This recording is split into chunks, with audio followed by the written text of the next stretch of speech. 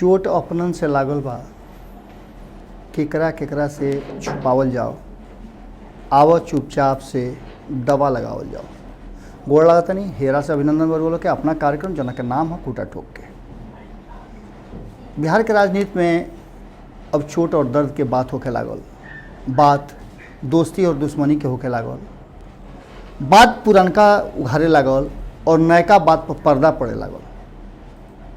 लगातार बिहार के राजनीति से जुड़ल हर पहलू के छू छा के ओसा फटक कर वालों के सामने हमनी के ले आकर रखत हैं। अब स्थिति ये हो गई बा कि चुनाव आयोग के घोषणा कैला के बाद कि चुनाव अपना समय पर हुई, मामला अब चुनावी रंग में पूरा रंगे लागल बा। जे काल तक ले चुनाव के आगे बढ़ावे के बात करत रहे, अब उ लोग भी यह बात के महसूस कर गई बा कि चुनाव समय पर हुई। डेडलाइन 11 तारीख के रहे। अलग अलग राजनीतिक दल से उनकर विचार और चुनाव से जुड़ल बात रखे खातिर ओकर भी समय समाप्त हो गई बा और चुनाव आयोग के बीच में यह बात पर फिर से एक बार वादा और दावा कर ले बा कि चुनाव करावे खातिर वो पूरी तरह से तैयार बा। जे भी सुविधा और जे भी जरूरत हुई ओकरा खातिर चुनाव आयोग पूरी तरह से सक्षम बा। फ्रेश एंड फेयर चुनाव करावे खातिर सब तरह से तैयारी चुनाव आयोग कर रहा बा। एकरा खातिर वह पता ही होई कि प्रशिक्षण के दौर भी शुरू हो गई बा और जना के लेकर के सारा चीज़ कोरोना संकट के दौरान और बाढ़ के रहते हुए सब नियत समय पर चल रहा बा। अब एकरा पर राजनीति और राजनीतिक दल के साथ साथ गठबंधन में भी छटपटाहट बढ़ गई बा। सबसे बड़ा छटपटाहट सत्ता में जे लोग बैठल बा, लगातार सब कुछ का भइलो सब बात के बतावल 2005 से लेकर के या फिर 1990 से लेकर के अब तक जरूरी नहीं है, कारण कि सब बात वो लोग तक पहुँचावत हमने के लगातार सिलसिलेवार ढंग से आ रहा बन जा। अब बात कर जाओ 2015 से 2020 के बीच में, तो 2015 से 2020 के बीच में कई तरह के रस और रंग बिहार में रुआ लोग सत्ता के तरफ से देख चुके हैं। 2015 के चुनाव के अलग कहानी रहे, 2017 में कहानी फिर बदल गई और फिर 2020 से पहले एक बार फिर कहानी बदले के स्थिति पैदा हो रहा बा।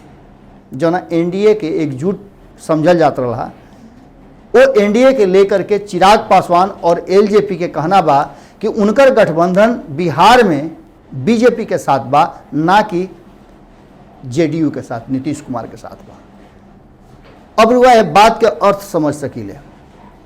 2017 में जब नीतीश कुमार महागठबंधन से एनडीए के तरफ गई रहन, तो गिफ्ट में एगो एमएलसी के सीट और एगो मंत्रालय एलजेपी के मिल रहे। अब वह चिराग पासवान और उनकर पार्टी ये बात कह रहा बा कि उनकर गठबंधन निश्चित रूप से एनडीए के साथ ना रह करके, नीतीश कुमार के साथ ना रह करके बीजेपी के साथ बा। एकर अर्थ रुआ खुद बढ़िया से समझ सकीले और समझे के रुआ प्रयास भी कर सकीले, कारण कि सत्ता और कुर्सी के मुंह केहू से छूटत नहीं है। सत्ता के मुंह एक खाली और भई रहे जब नीतीश कुमार के इस्तीफा देवे के पड़ रहे, पहला हाली मुख्यमंत्री पद के शपथ ले रहन और ओइजे उनका झटका लग गई। मुख्यमंत्री बने के उनकर तैयारी और बिहार के गद्दी पर बैठे के सपना अधूरा रह गई रहे। ओकरा बाद अब तक लगातार 15 साल से उनके पार्टी लीड रोल में बा और उनके हिसाब से मुख्यमंत्री पद पर बिहार में कोई बैठल बा।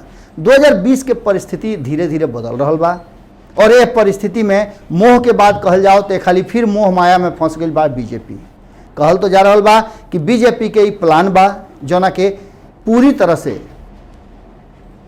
रंग दे रहा बान या ओकरा के करे के ओकर तैयारी में लागल बान चिराग पासवान। चिराग पासवान के भी बिहार के गद्दी पर बैठे के सपना शायद हिलोर मारे लागल बा। हिलोर में यही बात से अंदाजा लगा सकीले कि उनकर पिता जौन की मौसम वैज्ञानिक के रूप में उनका कहल जाला कि राजनीतिक बिहार के और देश के राजनीति के मौसम और मिजाज वो बढ़िया ढंग से भविष्यवाणी के रूप में जाने लन, जना के कारण रुआ देख ही कब कि सत्ता केंद्र में केहू के रहे लेकिन उनकर भागीदारियों में जरूर रहेला। ये बात के लेकर के वो कह चुकल बाड़े कि हाँ चिराग पासवान में बिहार के मुख्यमंत्री बने के सारा गुण मौजूद बा। बन सकेले। अब यह बात के लेकर के पहले पप्पू यादव भी कह चुकल बड़न कि दलित मुख्यमंत्री के रूप में और युवा के रूप में अगर कोई बेहतर विकल्प बन सकेला तो चिराग पासवान बढ़े। फिर एक बाद एक और फॉर्मूला आई रहे कि अगर त्रिशंकु मतदान होता या जनता वोट नहीं के केहू के एक पक्ष के देत, तो ऐसा स्थिति में जब बिहार में सत्ता के बात हुई तो 1-4 के फॉर्मूला भी तय हो सकेला, 1 मुख्यमंत्री और 4 उप मुख्यमंत्री।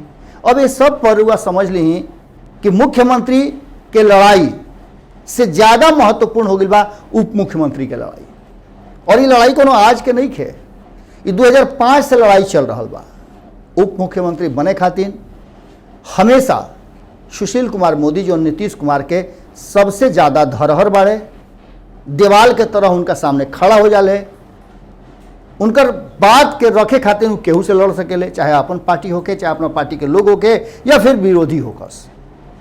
लगातार 2005 से लेकर के अब तक उनकर एक मकसद रहल बा कि उप मुख्यमंत्री के कुर्सी केहू के लगे मत जाओ और ना केहू संगे शेयर कर सकेले। रुआ देखला ही बानी कि 2015 में जैसे ही उनकर कुर्सी हाथ से निकलल, उस सारा खेला रचे लगले और रचत रचत 2 साल भी ना लागे दिले, ओकरा पहले वो फिर वो कुर्सी पर काबिज हो गई।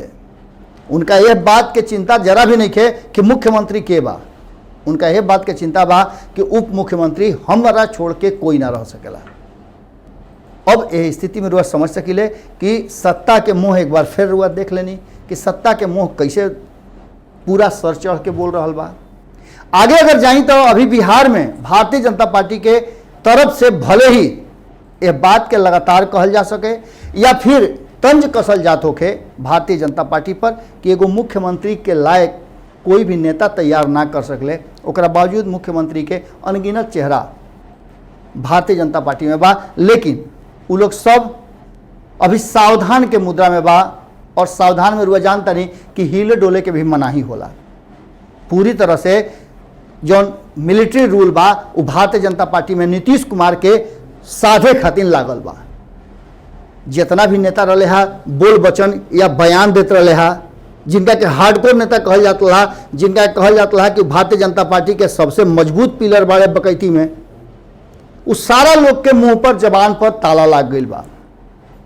कोई भी ऐसा नेता के रुआ बयान ना सुन ले हो खब।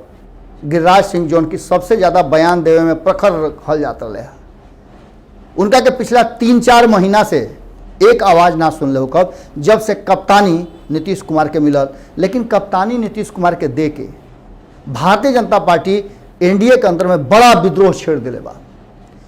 विद्रोह के कई कारण होला, एगो कारण रुआ गांधी जी वाला भी होला कि अगर रुआ अपन बात मनवावे के बाद असहयोग आंदोलन शुरू कर दी या फिर चुप्पी साध ली, वो स्थिति में होला का कि सामने वाला अपने आप परेशान होकर के कि अगला जब कुछ बोलते नहीं खे, कतनो ओकरा पर आरोप प्रत्यारोप लगावल जाता, ओकरा के दंडित कल जाता, ओकरा पर अलग अलग तरह के लांछन लगावल जाता, फिर भी वो चुप्पी सध लेबा। और एगो हो रहा कि लड़ झगड़ के करना। तो ये दोनों तरीका नीतीश कुमार पर अपनावल जाता है और एकर फायदा कहीं ना कहीं हो सकेला कि आवे वाला चुनाव में विरोधी के मिल जाए। जहां एक तरफ भारतीय जनता पार्टी चुप्पी साध करके और सारा चीज के जैसे नदी के किनारे बैठ करके रुआ लहर के देखी ले, वो तरीका से सारा कुछ भारतीय जनता पार्टी देख रहा बा। और चिराग पासवान एग्रेसिव मूड में भारतीय जनता पार्टी के इशारा पर कहल जा रहा बा या फिर आपन उनकर मनसा होके नीतीश कुमार पर जम के हमला कर रहा बा और एकर मजा किनारे बैठ करके विपक्ष ले रहा बा। अब ये लड़ाई ऐसा हो गई बा कि एकरा में जदयू और एलजेपी आमने सामने हो गई बा। लगातार हुआ देखल होगा कि अब बयान भी आवे लागल, जहां एक तरफ से उनका के कालीदास के नाम दिहल गई चिराग पासवान के, कहल जा रहा बा कि जौना पेड़ पर बाड़े उहे वृक्ष काट रहा बड़े, तो दूसरा तरफ से सूरदास और कबीर दास के नाम भी आवे लागल, आंख पर पट्टी के नाम भी आवे लागल, धृतराष्ट्र तक कहे जाए लागल।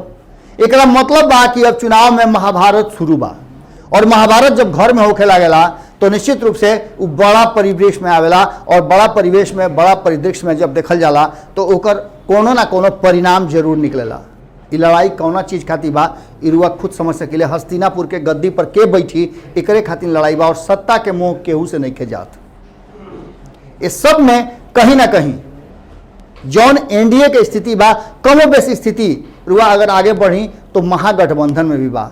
एनडीए में जहां राजीव रंजन उर्फ ललन सिंह जौन एमपी बा नीतीश कुमार के बहुत करीबी, उनका पंचरत्न में सबसे ऊपर उनका के पैदान पर बैठावल जाला, उस सीधे तौर पे चिराग पासवान पर हमलावर बाड़े और उनका के लगातार कालिदास तक की कह देता रहे।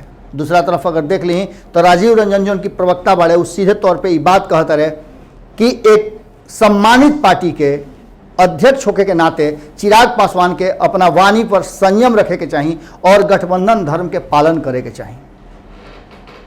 एक साथ साथ चिराग पासवान के बहुत कुछ आगे नजर आ रहा बा, भविष्य उनकर लंबा बा, वो जान रहा बा कि उनका लगे अभी राजनीति बहुत बाकी बा, उम्र के हिसाब से भी और राजनीतिक पाठशाला में उनका एंट्री के नाम से भी। यह बात कहीं ना कहीं उनका पिता के भी नजर आवता जो उनकी बार बार कह रहा बाड़े। लेकिन ओकरा साथ साथ ये सब युद्ध लड़ाई के फायदा दू ही तरफ छिटक के जा रहा बा। सत्ता मोह में फसल जहां महागठबंधन के सबसे बड़ दल आरजेडी के भी इच्छा बा कि वो 2020 के चुनाव में अपना मुखिया के या फिर युवराज कहली युवराज के गद्दी पर बैठावे मुख्यमंत्री के। तेजस्वी यादव ओकरा खातिर सज धज के तैयार बनन। बार बार वो कहता है कि जब पार्टी उनका के मुख्यमंत्री के उम्मीदवार मान लिया तो केहू के सुने वाला नहीं खन। अपना साथी दल पर भी वो एकदम सीधे सीधे मार्शल लॉ लागू कर ले बड़े कि हमरा के मुख्यमंत्री मान लो, हमरा के उम्मीदवारी दे दो, ओकरा बाद आओ समझौता कर लिया। ये समझौता में भी बहुत सारा पेंच बा, लेकिन एक जगह जहां नीतीश कुमार पर लगातार हमला चिराग पासवान और एलजेपी कर रहा बा ओकर फायदा कहीं ना कहीं तेजस्वी यादव के तरफ शिफ्ट करके जा रहा बा। लेकिन इतने नहीं खे, ये फायदा शिफ्ट करके दूसरा तरफ लड़ाई में बीजेपी के भी सामने सामने ले आके खड़ा कर देता। जहां नीतीश कुमार लड़ाई से थोड़ा सा बैकफुट पर बढ़न, वो ये फ्रंट फुट पे भारतीय जनता पार्टी आ सकेला।